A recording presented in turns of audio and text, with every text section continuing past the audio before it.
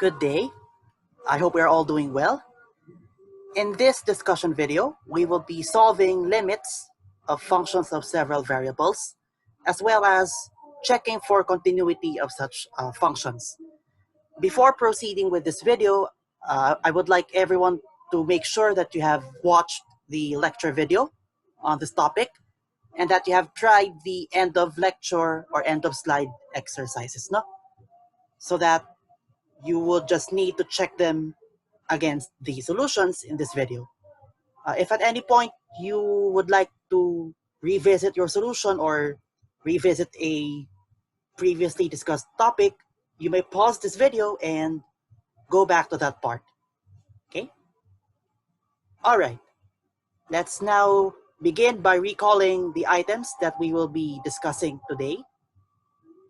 For part 1, we will use limit techniques to evaluate these limits. Here in part 2, we will show that these limits do not exist. And for part 3, we will determine or discuss continuity of these functions. In particular, we will check if the function is continuous at the given point or if it has a removable discontinuity or an essential discontinuity. Okay? Again, we have 3 parts to this video. Let's start with part 1, where we evaluate these 3 limits. Okay? Let's start with the limit of 4x minus y all over sine y minus 1 as x goes to 1 and y goes to 0. Okay? This limit can be solved first by attempting to plug in x is 1, y is 0, and then checking if the fraction gives a valid output. Okay? In particular, kung walang mga over 0 or kung walang indeterminate form. Okay? Here we get x is 1, we said, and then y approaches 0. So it's safe to put 0 there. So the numerator is 4. No? As for the denominator, we have sine of 0 minus 1, which is negative 1. So all in all, this limit is negative 4. Okay, that's good. The limit in number 1 is negative 4.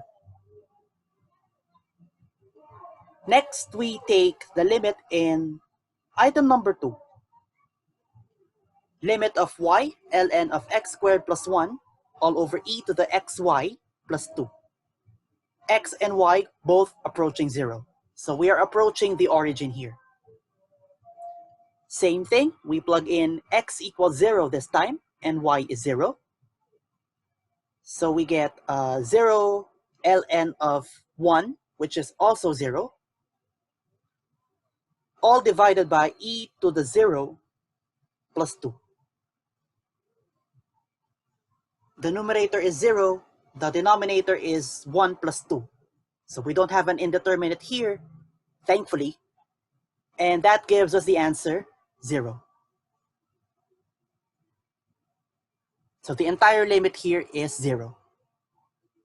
Okay? Notice in these first 2 items, we got away with just plugging in the target x and y and evaluating the fraction. No? However, not all fractions can be dealt with that way. In particular, we have this one. Yeah. If we try plugging in x equals 0 and y equals 0 into that expression, we will actually get 0 over 0. Okay? Or maybe you would not want to plug in 0, 0, because for this expression here, wala naman pala si 0, 0 dun sa domain. Right? Due to the fact that the denominator becomes 0. Okay? But that does not stop us from computing the limit. Okay? Again, we're checking for behavior here, no? Behavior. So we do like this. There's a square root, right? If you recall, we can multiply by the conjugate of your denominator sa taas at sa baba. And that conjugate is this one, 2 plus the square root. And when we do that, let's do a bit of simplifying. Well, the numerator is just that. And as for the denominator, we have a difference of 2 squares, basically here. 4 minus quantity x squared plus y squared plus 4, with the 4 on both ends going away. Furthermore, we have negative of x squared plus y squared, which cancels out with the x squared plus y squared sa numerator. So we are left with this expression. And there, it's now safe to plug in 0, 0. For x and y, that's going to be negative 2 minus square root of 4, with final answer negative 4. Hence, the limit of this expression as xy approaches the origin is negative 4. Okay?